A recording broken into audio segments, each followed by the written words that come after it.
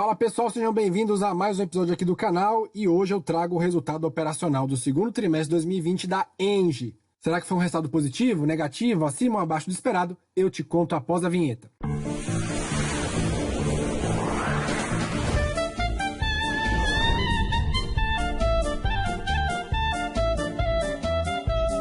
Lembrando que as informações e materiais disponibilizados neste canal não sugerem qualquer tipo de recomendação, indicação e aconselhamento para investimento, e este canal tem o objetivo de ser meramente educacional. Vamos para os resultados então? Vamos começar aqui com as disponibilidades do parque gerador de energia da Engie, ou seja, é uma forma de medir a capacidade ociosa das fontes geradoras de energia que a empresa apresenta, né? Então o comparativo aqui é do segundo trimestre de 2009 com o segundo trimestre de 2020, então nós podemos ver que nas hidrelétricas houve um aumento de 6% aí nas disponibilidades.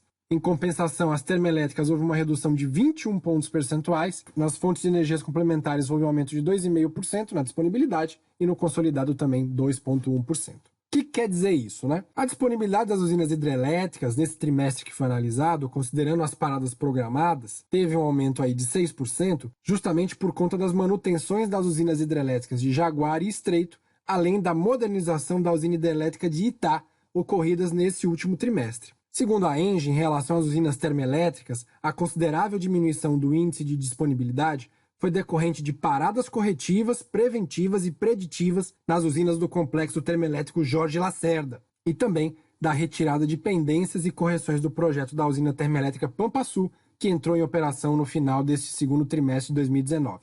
Com relação à produção de energia, nós temos que a geração caiu aí quase 51%, saindo aí de 4,4 megawatts médio para 2,19. Na comparação dos 6 últimos meses, esse valor aí é 40% menor. E com relação à geração por fontes complementares, caiu aqui de 523 para 501 megawatts, e no acumulado dos 6 meses está em menos 4% a 384 megawatts. De acordo com a Engie, a diminuição da geração total das usinas hidrelétricas no segundo trimestre de 2020 se deve, em parte, às condições hidrológicas menos favoráveis nas bacias hidrográficas, onde localizam-se as usinas da companhia, com maior impacto no subsistema sul, além da redução da carga global do Sistema Interligado Nacional, ou seja, uma menor demanda, gerada pela crise do coronavírus. Então, como boa parte das usinas hidrelétricas da Engie estão localizadas na região sul do país e houve uma estiagem maior esse ano, obviamente, nós tivemos uma menor geração de energia por conta disso.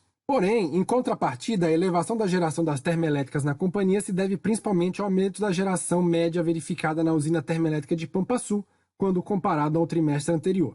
Por isso que é importante para uma empresa elétrica ter várias fontes geradoras de energia, porque quando uma não consegue gerar de forma satisfatória por questões do clima, questões de operação, você tem outras formas de geração de energia que podem compensar isso. Então o fato da Engie trabalhar com energia eólica, com hidrelétrica, biomassa e solar, garante ela uma boa competitividade no mercado.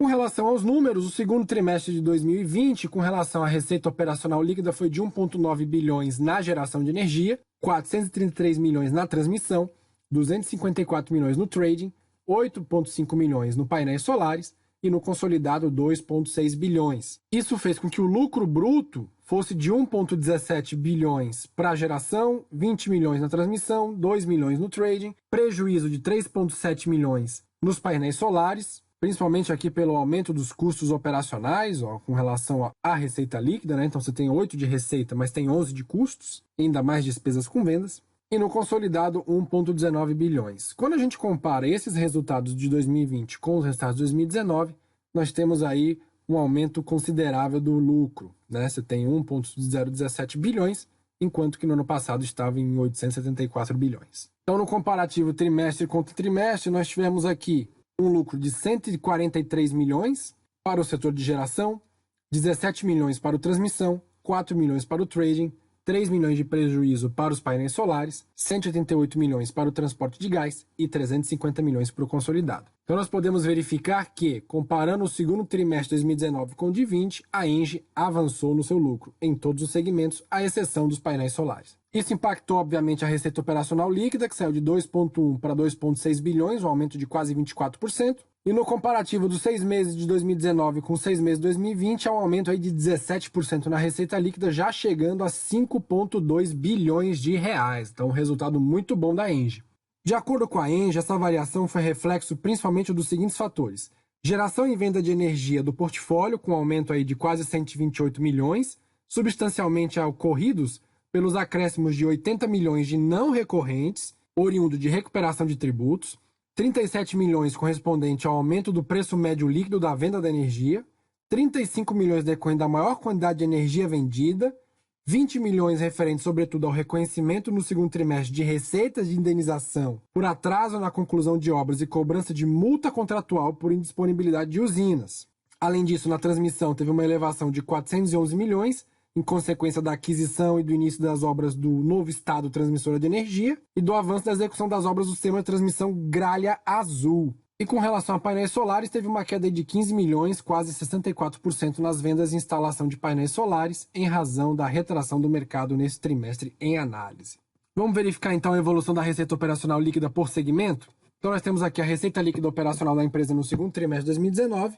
Nós tivemos aí um incremento de 80 milhões em tributos, aumento de 37 milhões pelo aumento do preço médio de vendas, aumento de 36 no volume das vendas, aumento de 20 milhões aí de indenizações, redução aí de 37 milhões com relação à remuneração de ativos financeiros e assim sucessivamente. Entrou 411 milhões vindo da transmissão, saiu 15 milhões relativos a painéis solares, de modo que a receita operacional aí esteja em 2,6 bilhões no segundo trimestre de 2020, apresentando aí um aumento de 23,4%. Com relação a vendas, nós temos aí que o preço médio líquido de venda de energia saltou 3,1% no trimestre contra trimestre e nos últimos 6 meses, quando comparados aos últimos 6 meses do ano passado, nós temos aí 2,6% de aumento. De acordo com a Engie, a elevação do preço foi motivada substancialmente pela correção monetária dos contratos vigentes e também pelo acréscimo do preço médio de consumidores livres, motivados pelos novos contratos de preços superiores aos contratos vigentes. Com relação ao volume médio de vendas aqui em megawatts, houve um aumento de 1,2% na relação trimestre contra trimestre e no comparativo de 6 meses também um aumento de 2,4%. De acordo com a companhia, o aumento de volume de vendas é resultante substancialmente da entrada da operação comercial da usina de Pampaçu, que vendeu 293 megawatts médios no último trimestre, e por novas contratações em comercializadoras, parcialmente atenuado por reduções no consumo de consumidores livres, devido à retração econômica causada pela pandemia de coronavírus. Vamos ver os custos operacionais agora da empresa?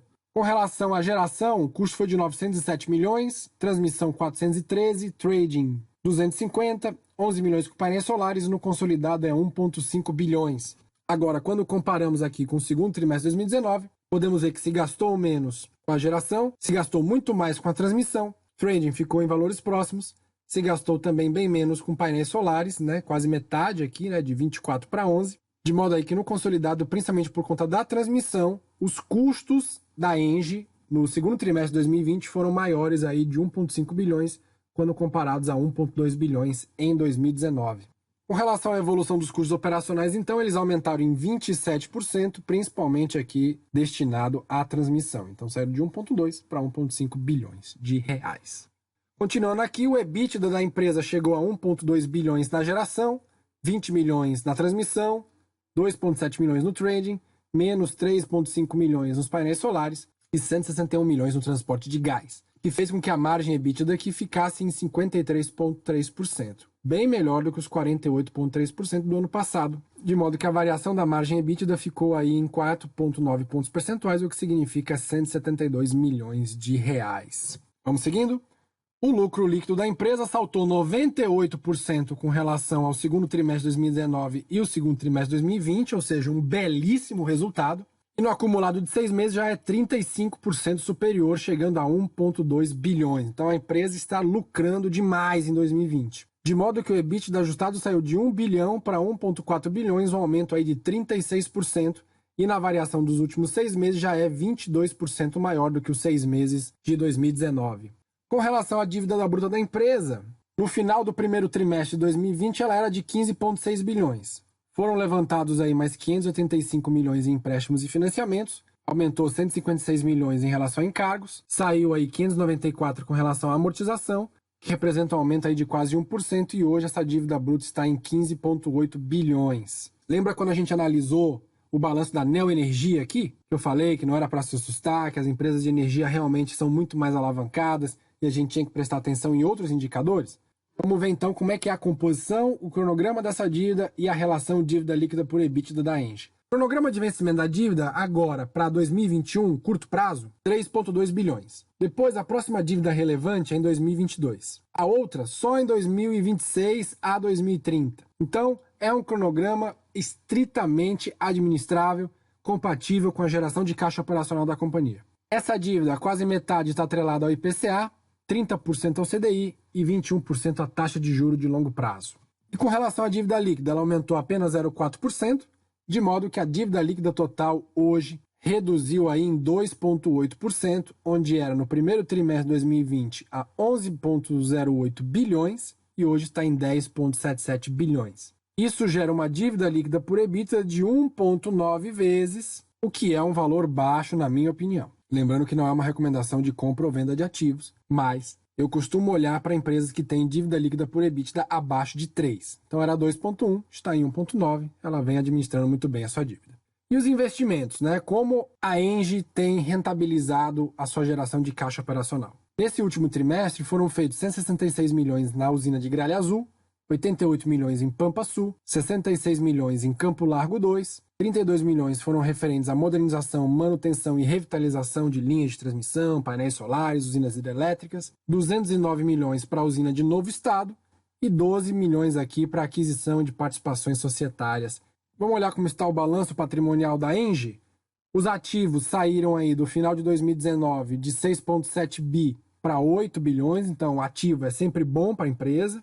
Os ativos não circulantes saíram de 23 bi para 24 bi, também é positivo. Com relação aos passivos, o circulante saiu de 5,9 para 5,5, principalmente aqui pela redução de pagamento de fornecedores. Já o passivo não circulante aumentou de 17,15 bilhões para 19,2 bilhões, principalmente aqui na rubrica de empréstimos e financiamentos. Mas o que interessa para nós é o patrimônio líquido, que saiu de 6,9 para 7,4. Então a empresa tem um patrimônio líquido positivo, extremamente positivo e crescente. E isso é bom do ponto de vista de fundamentos. Falando em fundamentos, vamos a alguns indicadores. Preço sobre lucro, a Engie está com 13,82. Preço sobre valor patrimonial, 4,9 vezes. Lucro por ação está em 3,23. Relação passivos e ativos, 0,77. Então ela tem bem mais ativos quanto passivos, como a gente pode ver. Liquidez corrente, que é a capacidade dela de honrar seus compromissos, está em 1,47. Então ela tem mais capacidade de pagamentos. Ela tem mais caixa e disponibilidades do que contas a pagar. O crescimento médio de lucros nos últimos 5 anos foi de 10%. As receitas cresceram 8,66%. Um ROI muito bom, 35,48%. E um ROIC aqui, a rentabilização da dívida, em 16%. E a margem líquida de 24,96%.